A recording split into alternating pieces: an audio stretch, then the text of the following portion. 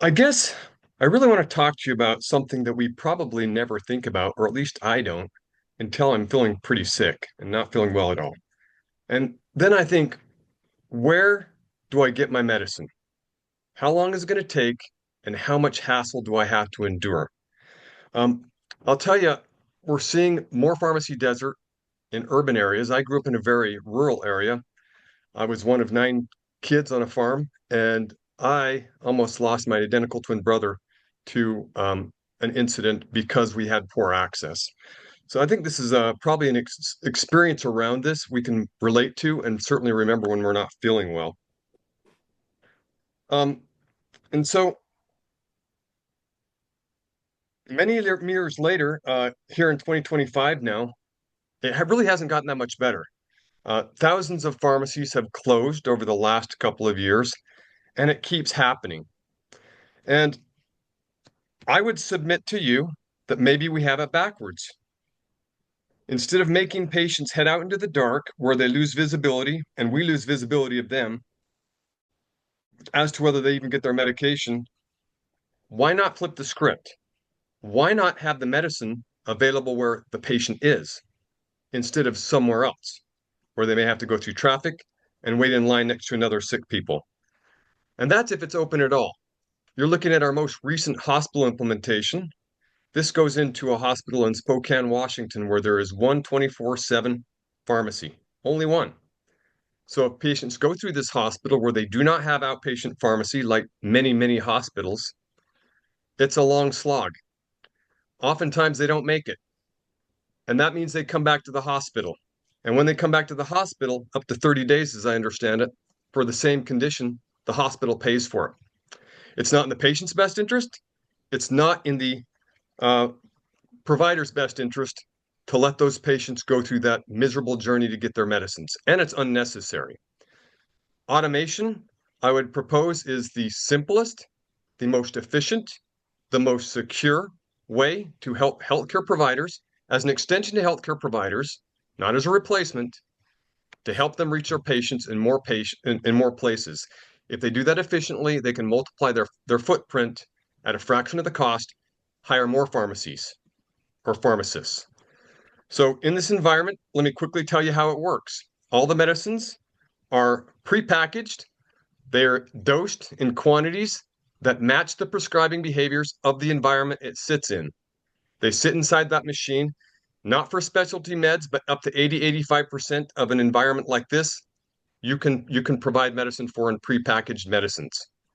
Instead of going across town, if they go at all, they walk outside the emergency room, which is right here to the right. You're looking at their happy team right here, and they get their medicine in a couple minutes. Then they go home and they start feeling better. Now, emergency rooms and hospitals are not the only place where patients get their medicine fulfilled, is it? Or when they need their medicine. Most often, even today, those first consults where we find out that we're sick and not feeling well happen in a physician office. So if you're really going to shift, and that's the whole point of this, shift the point of dispense to the point of diagnosis. Treatment should happen as close as possible to, even with drug therapy, to diagnosis. Where else do people get sick? Well, we developed another technology in the last couple of years that's really hit the mark really well. We lifted it first inside physicians. In 46 states, physicians with nuance, physicians can dispense to their own patients. They're not a pharmacy. They only dispense to their own patients. They're within the regulatory jurisdiction to do so. They can take better care of their patients and um, make some money while they're doing it. A couple of new use cases that have come to light recently that we are under contract and fulfilling. One is using it under a pharmacy license as a pickup locker to extend pickup time.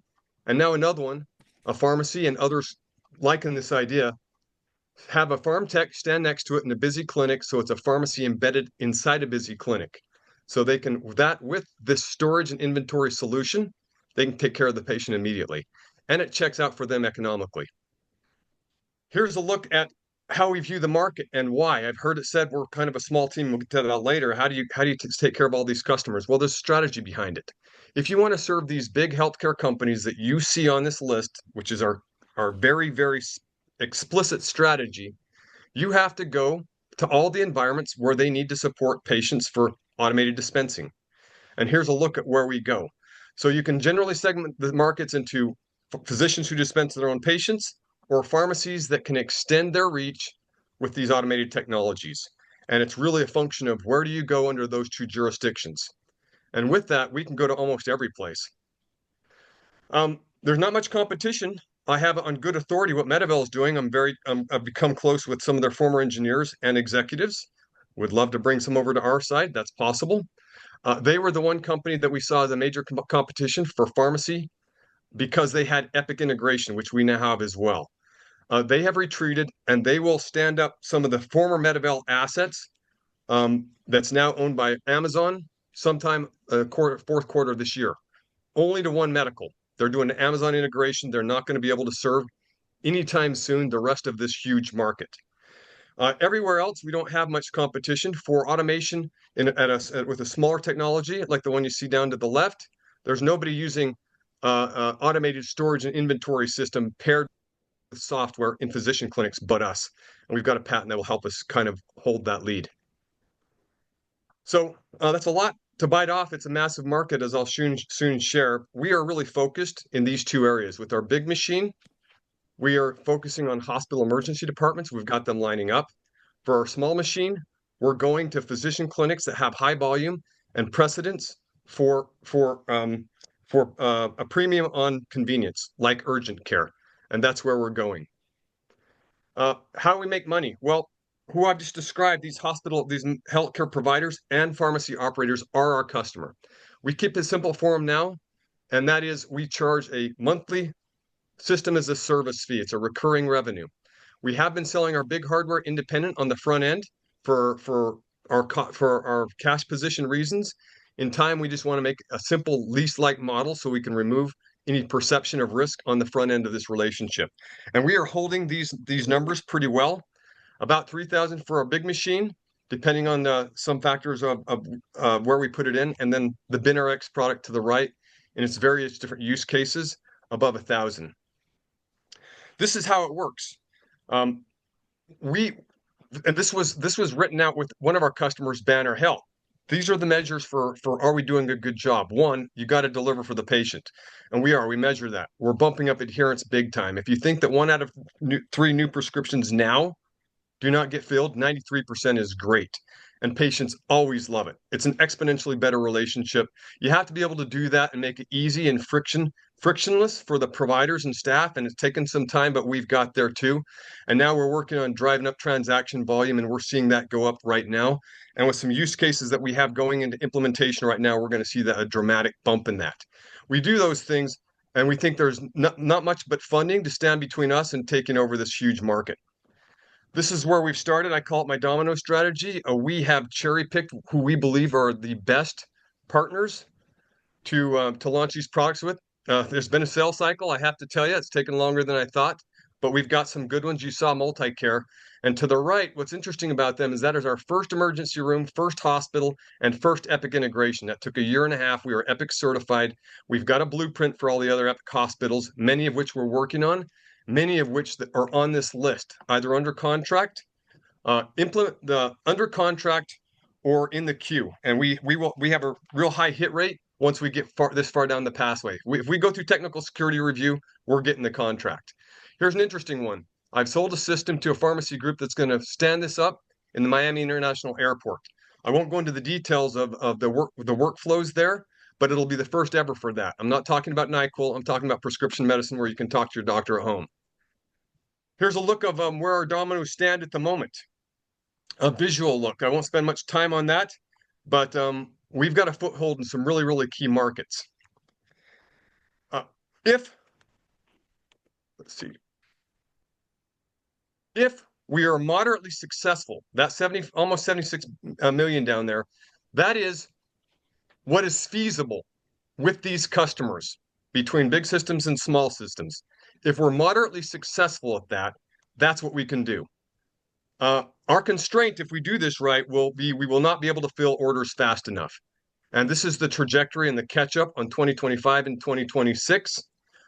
These are very doable. It is the essence of bottom up. The market's much bigger. I projected these numbers based just on our revenue model now. We're going to grow that. I am running out of time here. Um, if by now I can't blame you if you think we're just a technology company, we're not. We're working on something much bigger.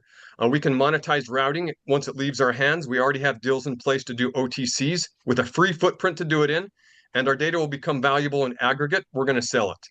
Small team. This slide will underwhelm you. None of us have had huge exits. We've all been entrepreneurs, but none of us had huge exits. Probably what separates us from anybody is our tolerance for pain, or at least mine. But it's become pretty valuable. And this is where we're going to go. This is how we're going to spend the money that we're asking for right now, a part of it, and building systems. We do have people that can help us sell. They're doing a great job. We got Ultimate and Cleveland Clinic in the pipe because of these guys right here. 1099 performance based only. We want 3 million to get us to the next stage. We think it'll position us for exit and give us lots of options, some of which are emerging already. Thank you very much. I really appreciate the opportunity to present to you again today, and I'd love to take your questions. Thank you so much, Russ. We've got about just over 4 minutes left for questions, so let them go. So Russ, what is the Hey, next? Russ. Okay, sorry. You Go ahead. No, please. I have a quick question. What does your next stage look like? Next, in terms of what? In terms of product development. Product development. We have this routing service, box number 2. We want to take the decision making of, hey, patient, do you want to get it here, out of the hands of the provider and staff. If we rely on them to tell us, if we rely on them, we're going to get choppy data from our offices. We're going to put a tablet in their hand. We already do for the POS functionality. We already take to payment in behalf of our customers, but we're going to attach that a routing service where they can say, where we give patient choice by our tablet every time. And that's going to ramp up transaction volume. That's a product that we call patient choice. That's what we want to build next. We've mapped it out. We need funding to do it. Thank you. Yep. Hey, Russ, can you talk a little bit about how the machines get reloaded, whether it's Absolutely. the big machine or the small machine? Yeah, absolutely. Right here, let me just do this. So it all comes from prepackagers. They can be their own repackager. If they have a Script Pro 100 in the back, they can package their own medicine. We don't care. There is specification on the label. The two-dimensional barcode tells us all the information that we key off in our databases behind the scene. And so for most of our customers now use an established industry segment called repackagers. They have their own layers of certification and compliance, but they send medicine. We automate the fulfillment of that through our system. We recognize every time a medicine is dispensed, it goes into a virtual cart, it triggers orders. It comes into the central pharmacy on the top one, and they have their techs take it to the machine where they have multi-factor authentication. On the screen, it opens some panels. They see what looks like a wine rack. They put the medicines in, they close the panel, they push load. There's a robotic arm back behind it that grabs them and randomizes them into an inventory zone in the back that cannot be reached by the loading zone. So there's lots of security around that. The bottom part is I call this my 95% automated solution. That's a trade-off for a much smaller footprint and a much lower cost. The one thing primarily that a staff member, it's a staff assist really, they need to take the label that prints out and affix it to the bottle. That's required. But for loading purposes, it comes in just as it does on top from supply. When it arrives, they scan their badge, that records who they are. They start scanning the medicines. Bins pop open, they put the medicines in, they close it. Now, they could game that if they wanted to, but on the dispense side of it, when you go to get a med and it dispenses and a bin pops open, or when a bin before it'll pop open, the machine will say scan, or pardon me, it'll pop open, you get the medicine, but before it'll print the label, it'll say scan it again. That's a redundancy. Make sure mistake on the front side, and we're seeing phenomenal fidelity with that. So it would be a malicious employee that would make that happen. But we record the ins and outs, so we see the gaps there. Does that answer?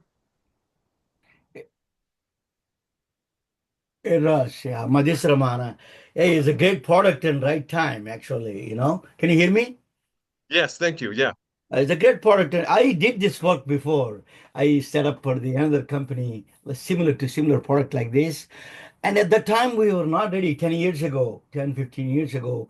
The whole country pharmacy board gave us a hard time. It was a challenging because and then doctors didn't like it because at the time they were they is a lot of manpower. We were putting in manual racks in the urgent care systems, minor emergency care places. But it really challenging at the time. Is we are ahead of that time, I think.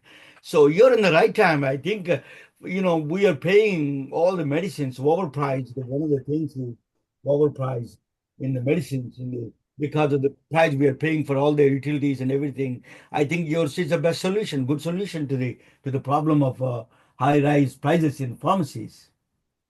Yeah, thank you And for that God, comment. I think there's legs to change the industry with this because we can shift patient paying to cash, which they're often doing anyway. So the sold conversation about middlemen, there's plays there too, directly to employees. Ultimately, we're going to take this to convenience stores. The transformation is making it available when the patient needs it, whatever's closest to them. So it's beyond the just market. It's beyond just co-location in pharmacies, which we're doing also, and in physician offices. We view it as the future of pharmacy, supported by the existing infrastructure of pharmacists and healthcare providers. just one more quick question for you. Is it the doctors can prescribe? They need to get another permission from the pharmacy board or anything like. So some states have that regulation, right? You have to refile something like that. Is simple check mark or something, right? Yeah. Yeah. So most of them there's no extra layer to it. It falls back to their license. Some states will require them to get a dispensing license. So when I say 46 states can dispense, that's not do nothing. Some of them require a dispensing license, a handful of them that have to be renewed every year. But Okay. for the most part, it's the states are very friendly to physicians adding this as a service, just like they would if you bought an X-ray machine. You can add that as a service. It's a convenience to the patient, and that's the carve out. Yeah. Thank you Uh, so much, Russ.